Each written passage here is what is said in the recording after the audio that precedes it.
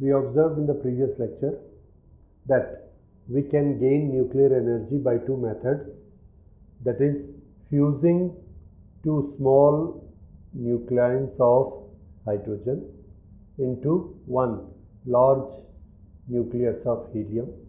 Other method was breaking one very large nucleus of uranium to middle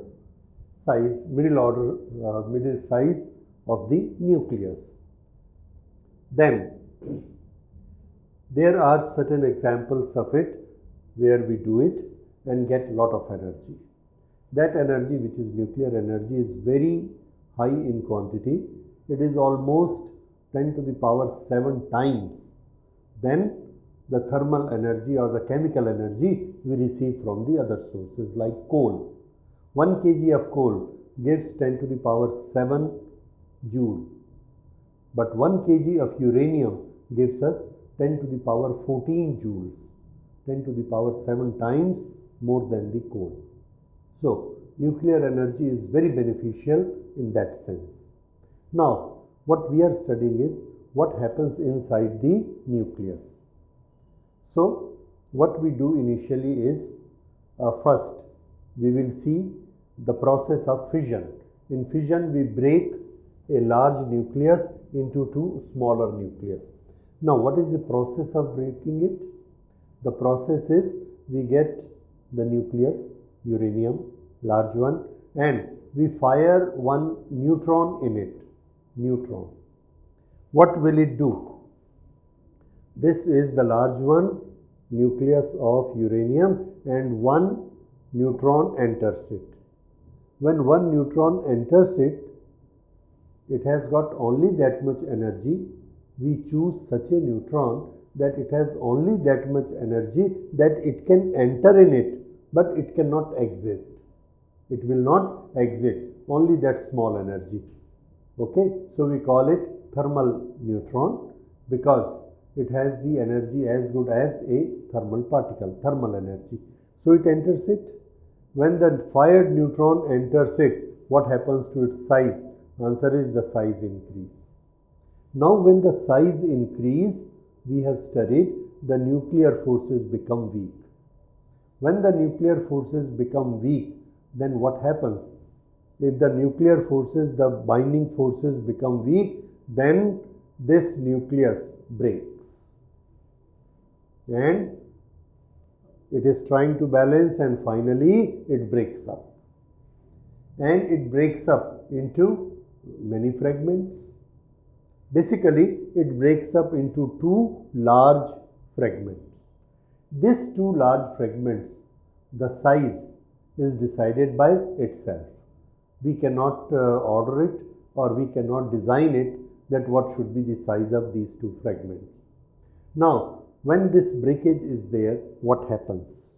See, this has got energy.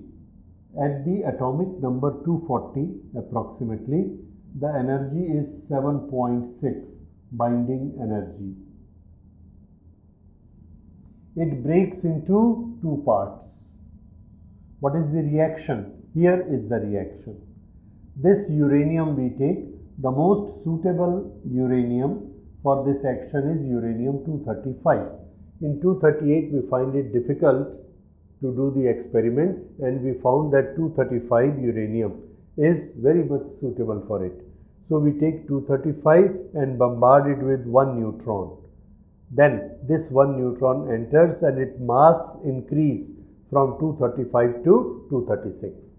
Now it has become an unstable nucleus. This unstable nucleus finally this become very large and it breaks into two. A neck develops and it breaks into two parts. Some nucleus break into two parts which are barium and krypton. Some nucleons break into two parts, sp and niobium, nb. Some break into two parts, xenon and sr. We find so much barium, krypton, sp, nb, xe, sr, all parts we find after this breakup. And we make equation by our own combination and calculations. How do we calculate that? If one part is barium 144, the total breakage was 236, then we can assume the other one must be krypton, because 56 plus 36 is 92. So what is the counterpart of barium? Krypton. What should be the counterpart of Sb? If Sb is 51, the counterpart should be niobium, because these two will make 92. Its counterpart cannot be this, its counterpart cannot be this. So we set ourselves that if we are receiving so many things, who is counterpart of whom? So any nucleus breaks into two. This is small, this is large, this is large, this is small. So that is why we get many combinations in this. So we write each and every combination that these are the three possibilities.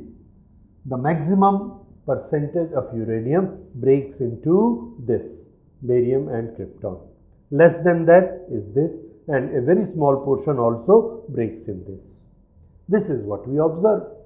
Okay, now when this breakage takes place, see, uranium had energy which is 7.6, almost 7.6. Now krypton, barium, here is krypton 86. Here you see how much energy, that is BeN it has. It has BeN 8.5. This is 7.6. This is uranium 7.6.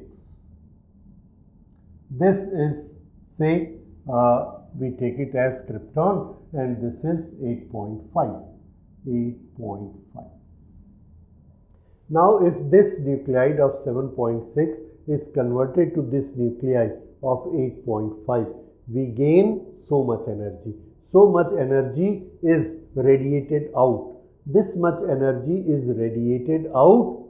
This out. This was already out. 7.6 was already binding energy for uranium. Now this energy for krypton become 8.5. So we get energy, how much? We get energy 0.9. That is our gain for one nuclide. And how many nuclide it has? Nearly 240 roughly. So 240, how much energy we get? 216 million electron volt for one nucleus of uranium. Because one nucleus has got nearly 235 to 240 nuclides. And every nuclide, the energy level decrease, we get so much of energy. How much? 0.9 million electron volt for each nuclide. So we get 216 million electron volt per fission. This is known as fission, breaking uranium into two parts. This is how we get the nuclear energy, and this is a very large amount of energy. So this is fission. In the next lecture we will see that how we get energy by another method which is known as fusion. Okay, that we will see in that. Please note down these equations and remember these equations and that calculation, how we are getting so much energy per fission. Thank you.